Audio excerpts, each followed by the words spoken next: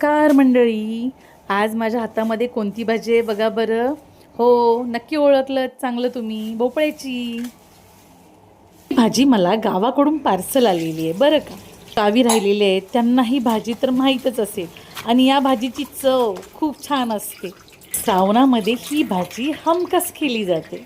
जी कवळी भोपळ्याची भाजी पाहिली की कोणालाही ती पटकन करावीशी वाटणार, कारण की ती थोडी शिळी झाली, मऊ झाली तर त्याचे दोर निघले जात नाहीत.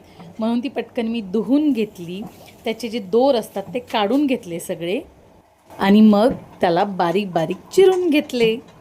चिरताना थोडं बारीकच चिरावं, म्हणजे त्याच्यामध्ये आपण नंतरचे मिश्रण म्हणजे डाळी, शेंगदाण्याचा कूट वगैरे घालणार आहे ते व्यवस्थित मिक्स होतं. त्यांचे जे दोर असतात देठांचे ते कंपल्सरी काढावे लागतात, नाहीतर ते मग दोर असे आपल्याला भाजीमध्ये खाता नाही येतात आणि ती भाजी चिरताही येत नाही आपल्याला.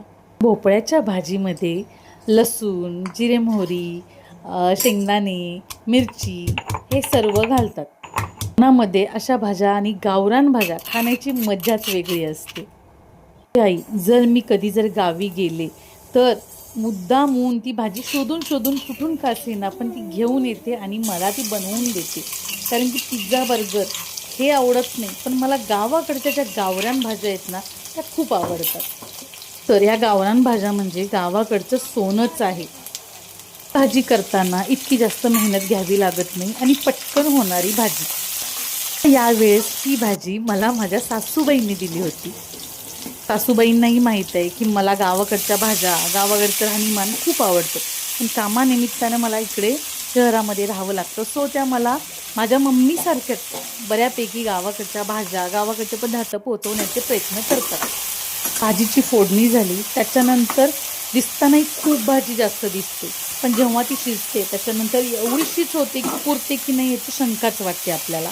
ती या भाजीमध्ये तुरीची डाळ भिजवून घालतात, पण आमच्याकडे आम्ही तुरीची डाळ खात नाही, त्यामुळे चॉईसवर डिपेंड आहे ते कुणी कुठली डाळ घालावी ती. आणि त्याच्यामध्ये शेंगदाणे घालताना नेहमी कच्चे शेंगदाणे आणि तेही कुटलेले शेंगदाणे घालावेत. खूप म्हणजे खूप छान स्वाद येतो त्याला आणि चवी खूप छान येते.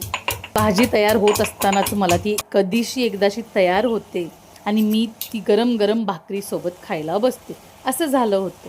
या भाजीमध्ये कूट घातल्यानंतर आपल्याला लागेल तेवढं त्याच्यामध्ये पाणी घालायचं, म्हणजे ती भाजी शिजून येईल वाफेवर.